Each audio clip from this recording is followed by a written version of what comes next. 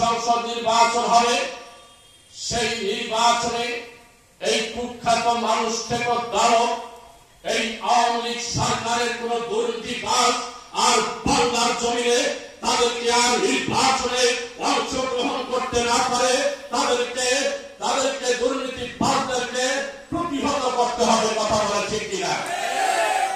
সংগ্রামী সাথী ও বন্ধুগণ, আপনারা দেখেছেন এই আওয়ামী লীগ সরকারের প্রধানমন্ত্রী সাবেক শেখ হাসিনা সে 15-17টি বছর এই বাংলার মানুষের বারবার বুকে গুলি করেছে, তারা 6 বছরের শিশুকে গুলি করেছে, তারা মায়ের দুধ খাওয়ার বাচ্চাকে তারা গুলি করেছে। কথা বলে ঠিক কিনা?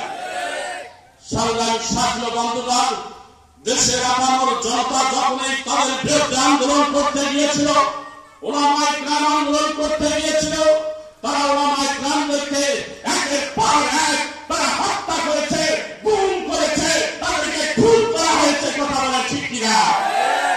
সংগ্রামী সাথী ও বন্ধুগণ, তারপরে গণমানুষের অধিকার নিয়ে যখন বৈষম্য বিরোধী আপনার আমার সন্তান, আপনার আমার ছোট ভাই যখন রাজপথে কথা বলার জন্য এসেছিল, এই আওয়ামী লীগের দুঃশাসন, এই দুঃশাসনের কর্মী বাহিনীরা তারা রাষ্ট্রযন্ত্রকে ব্যবহার করে আমার ছাত্র ভাইদের বুকের মধ্যে গুলি চালায়, পাখির মতো গুলি করে তারা নিষ্পেষিত করেছে। কথা বলে ঠিক কিনা?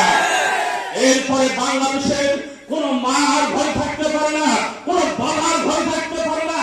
তারা যায়, তারা সাংবাদিকের সামনে দৃঢ়ভাবে ঘোষণা করে এই বাংলার মানুষ এখন ভয় থাকলে খুন হতে হয়, ভয় থাকলে বিরাট রেপ করে আমাদেরকে মারে, তারপরে আমার সন্তানদেরকে রাস্তায় মারবে, আমাদের ঘরে বসে থাকবো, এটা আর হতে দেওয়া যাবে না।